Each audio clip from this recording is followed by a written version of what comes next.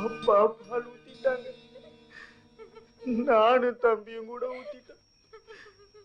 தாயோ பிள்ளைகள்லாம் ஊத்திருச்சுங்க.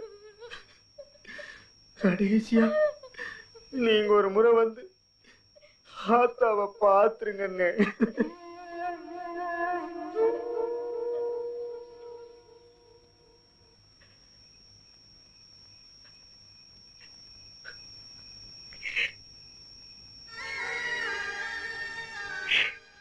வாழ்ற காலத்துல நான் எங்க ஆத்தால வந்து பாருன்னு சொன்னாத நீங்க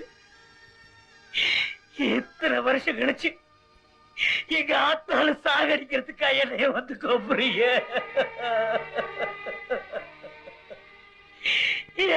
வர முடியாது,